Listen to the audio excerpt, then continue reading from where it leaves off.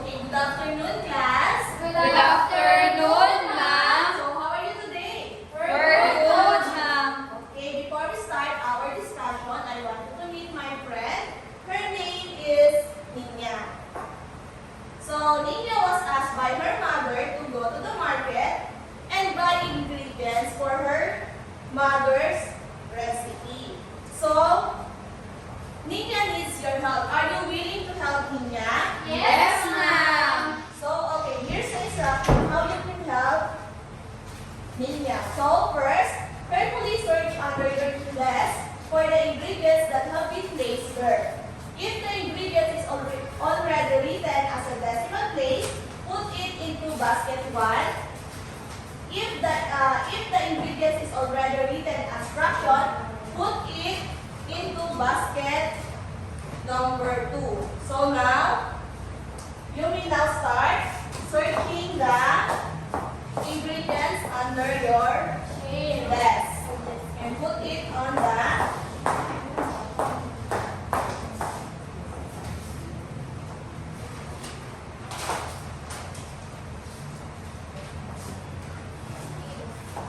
Okay. Are you done?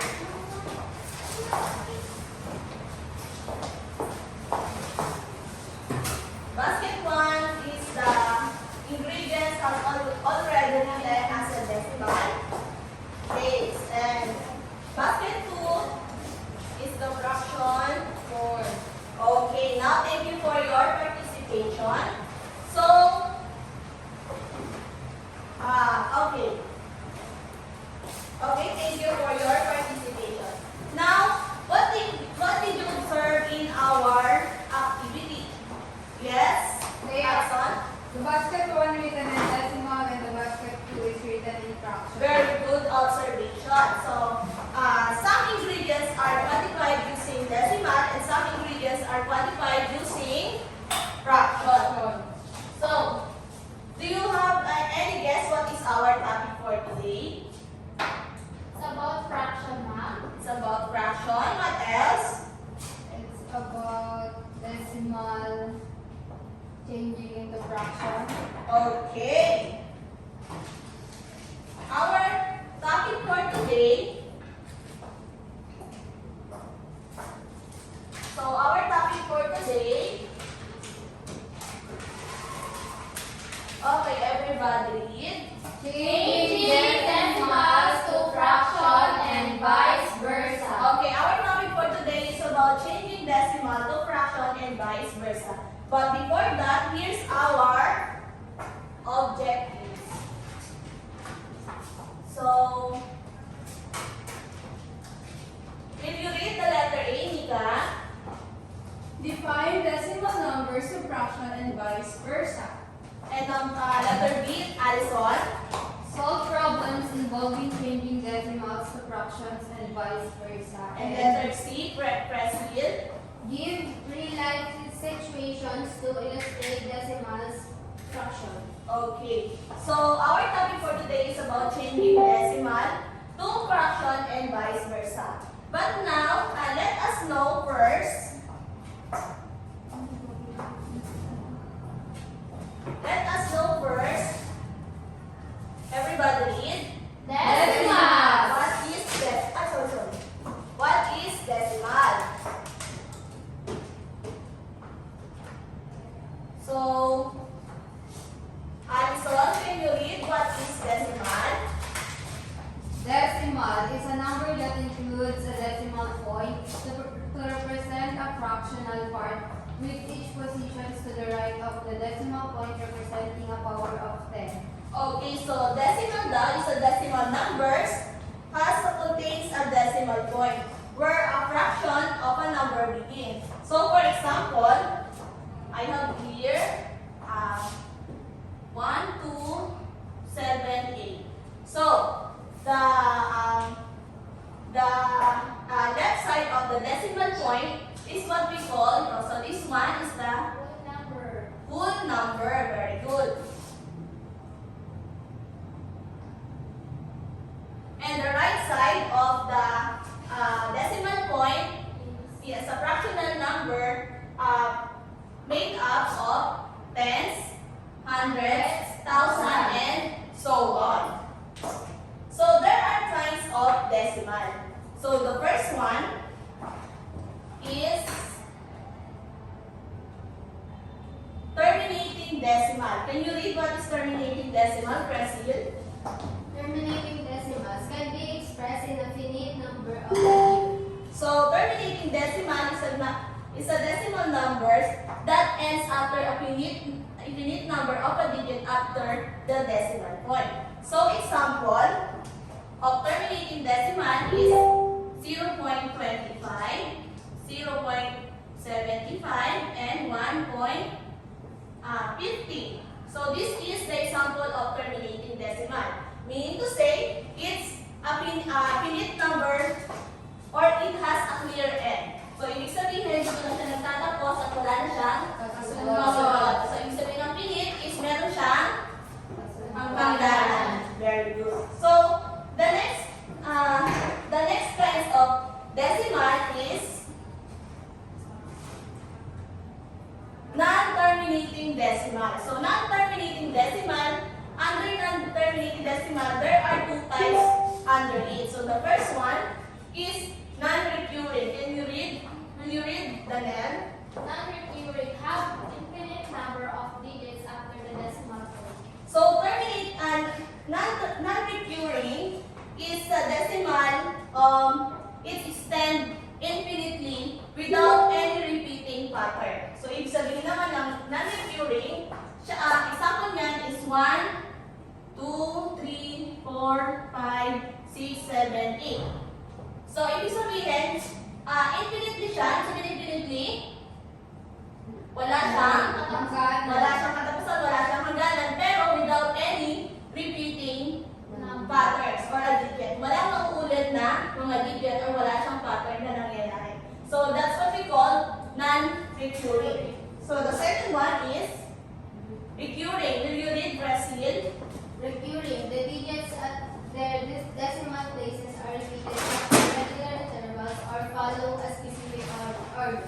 So, kanina yung non-recurring is wala siyang pattern and wala siyang mga nauulit na digit. Dito naman sa recurring, ito naman yung tinatawag na repeating decimal. So, ibig sabihin, one or more digits are repeated infinitely. Okay. So, this is the example of recurring. So, 3, 3, 3, 3. So, ibig sabihin naman niya is yung may nauulit na mga digit. So, we can write this as 1.3. But we're going to put a bar as a sign of recurring decimal. Para hindi na natin siya isusulat na mahaba. Pag 2 digit naman ang paulit-ulit kasi 1 or more digit ang pwedeng maulit. Kaya naman, ang lalagyan natin ng bar is 2 digit na nauulit. Okay, do you understand? Yes, ma'am. Okay, now we know what is decimal point and what are the kinds of decimals. We're going to change the decimal into fraction. So here's the steps on how to change decimal into fraction. So I have here an example, 0.24. So will you read the step 1, Anika? Write down the decimal as numerator of 1. Okay. Sabi dyan, write down the decimal as numerator of 1. So we're going to write the decimal as form of fraction. So we're going to, para maging fraction yan, we're going to put 1 as the denominator. So the second step is, sige nga, Alison.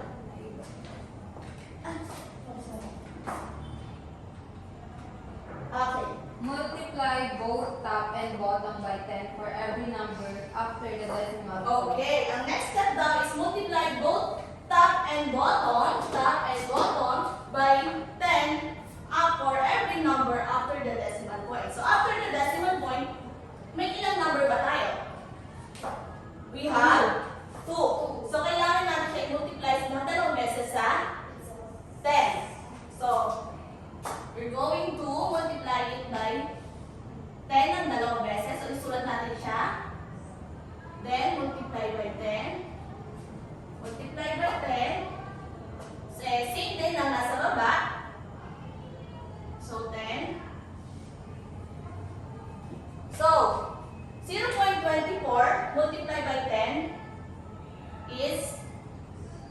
2.4. 2.4 multiplied by 10 is equal to 24. Now, gawin din natin sa baba. 1 times 10, 10 times 10, 100. 100. So, next step is, will you repress it? What is the next step? Express the fraction to its lowest term. Okay, we're going to express this into Lowest lowest term. term. So, we're going to find the CGD or greatest common denominator of this fraction. So, ano kaya pwede natin i-divide sa 24 and 100? 2. I think 2. Kasi because it was divisible by 2. It's divisible by 2. Okay, pwede rin. Meron pa isa. Pwede rin siya sa 4. 4. Okay, 4. Let's try 4. So, divide natin siya sa 4.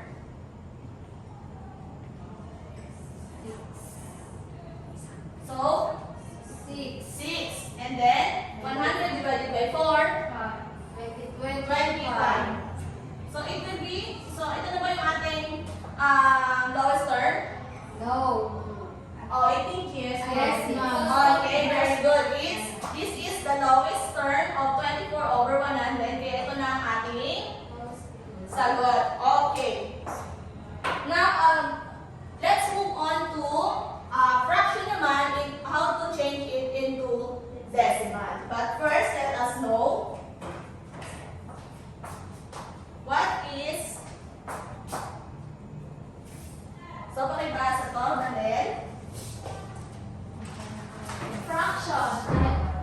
A way of representing. Sorry. A way of representing a part of whole, written as a numerator, top number, and a denominator, bottom number, such as 1/2 or 3. Okay. Fraction daw is representing of part of a whole written as numerator and top number and the denominator, the bottom number. So, yung example natin dyan is ito. Yung ginamit natin kanina sa activity. So, now, how can we change the fraction into decimal? So, here are the steps on how to change the decimal fraction into decimal. So, let's have an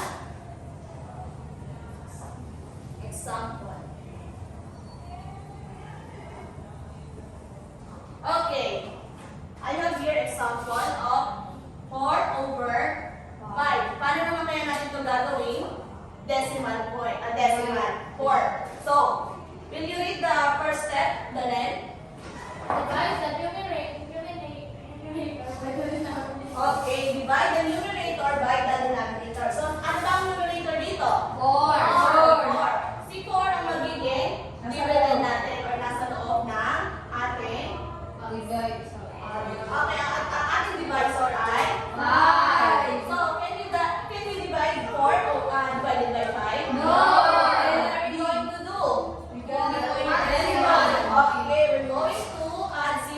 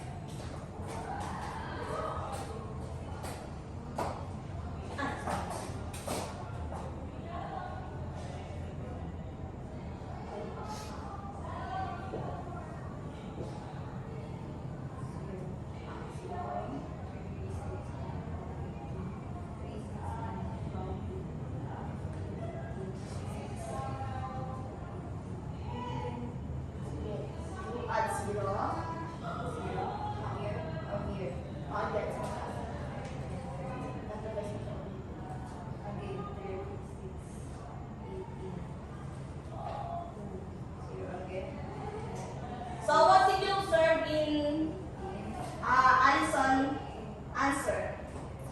It is Repeating. a repeating decimal. So it is a recurring. So what are we going to do? Put the tuldok in the Put a bar under the 6. 6. So the answer is, so the answer of 2 over 3 is 0.67. or 0.6. Pwede rin ganyan. At kung nirapot natin siya, tulad ng sinabi kanina ni Nika, magiging 0.67. Okay. Now, do you understand how to change decimal into fraction and fraction to decimal? Yes! I have here another example. When you convert the base 10 fraction to decimal, remove the decimal point of the number to the left. So, pag ganito naman, remove lang natin yung decimal. Kung 10 yan, magiging 3.2. Pag nasa hundreds naman siya, move the 2 decimal point. So, 0.32. okay, pag 1,000, 0.032. okay, very good. Do you understand, class? Yes! So, what are the steps on how to change the decimal into fraction? First, No, decimal fraction. Multiply. ano mo nang gagawin? Baliktad po. Decimal to fraction. How to change decimal into fraction? Write down the decimal as numerator of 1. Okay, next step. Multiply both top and bottom by 10 for every number after the decimal point. And last step is express the fraction to its lowest. Okay, very good, Tika. How about to decimals to fraction to decimal? Alison. Divide the numerator by the denominator. Add a decimal after the numerator and add a few zeros after the decimal if needed. Divide to at least 2 to 3 decimal places. Okay, very good. What do you think is importance on how to know the to change the fraction into decimal and decimal to fraction in our daily lives? Yes, Tika? What do you think is the importance of knowing on how to change the decimal to fraction and vice versa? Pwede ko natin siya magamit kapag po, especially in the market, when we buy something, we can convert the fraction to decimal. So, we ask to know more about that. Okay, very Ikaw, good. sa kilo-kilo. Yes, no? Okay, now,